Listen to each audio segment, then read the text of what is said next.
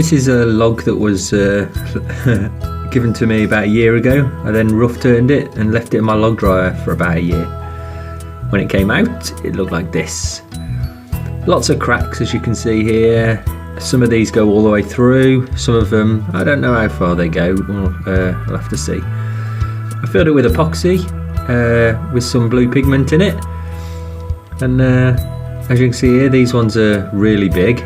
But I think the epoxy will hold up well. It's done good in the past, so let's put it in a lathe and see what happens.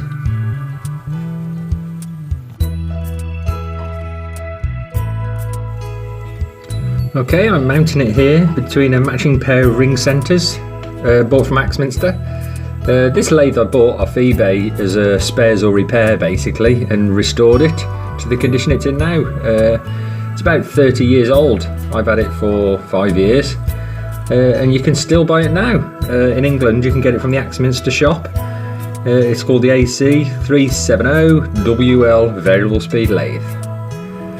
As you can see here, this is roughly the design of the bowl.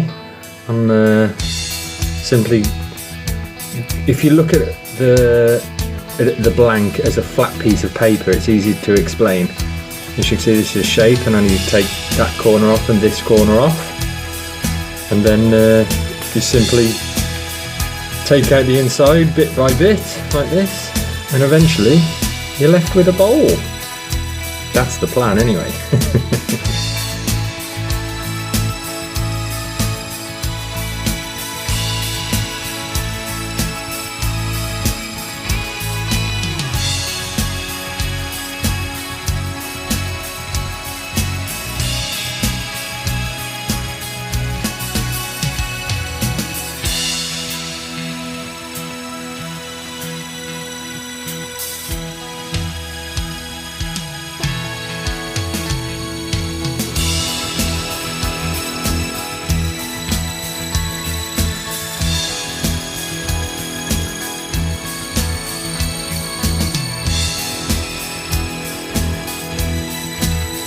Here we go, just light passes to start with, because you know, we're not sure what we're dealing with. It's been standing for about a year. It's covered in epoxy, so just some light passes just to see what we've got before we start really hogging away at the excess wood.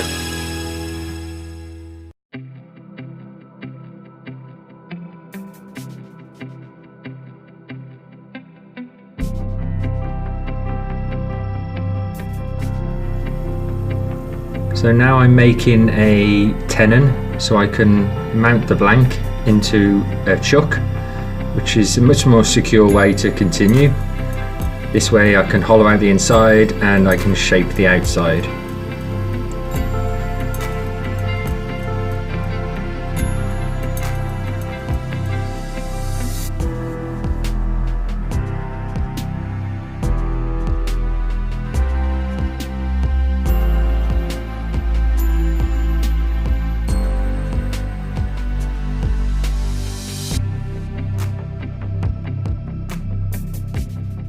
Found that the wood had lots of knots, so I decided to hog out the inside using a Forstner bit, because this was taking a long time. I think overall it took me over 2 hours to take out the inside. It's just slow, patient work. You just have to keep working away at it. We can actually see the dark spots on the bowl blank where the wood was hard, where the knots are.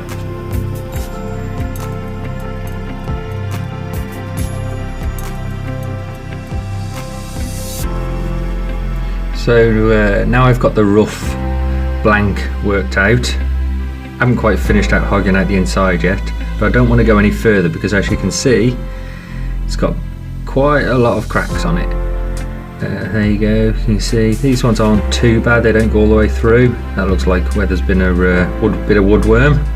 Adds to the features, I guess. But yeah, it's gonna need a bit more epoxy. So at this stage, I think I'm going to take some time out and fill it with epoxy. As you can see here, I've got my little helper. As I just put in the epoxy, push it into the cracks, and then we'll leave that to set up.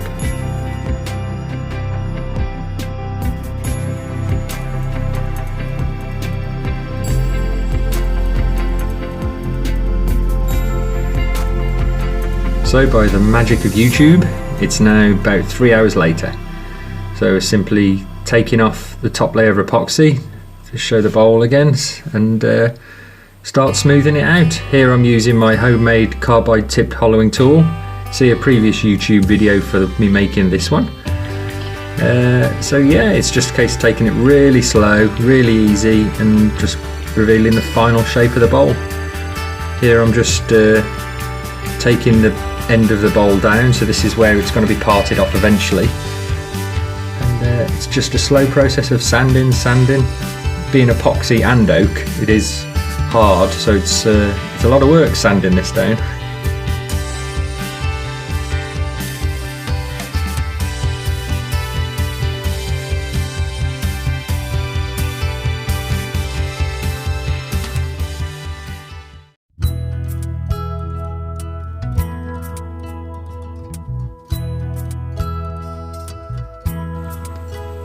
After finishing the sanding process, a quick clean up, and I like to use Yorkshire grit just for that final finish to really smooth out the surface.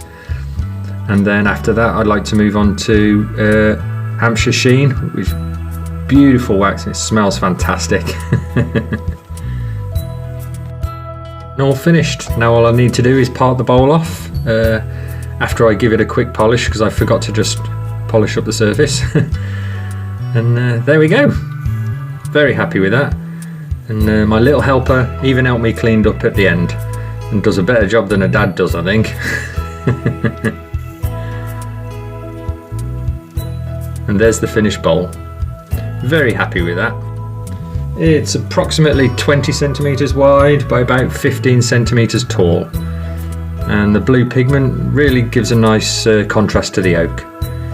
Thank you very much for watching, and please like and subscribe.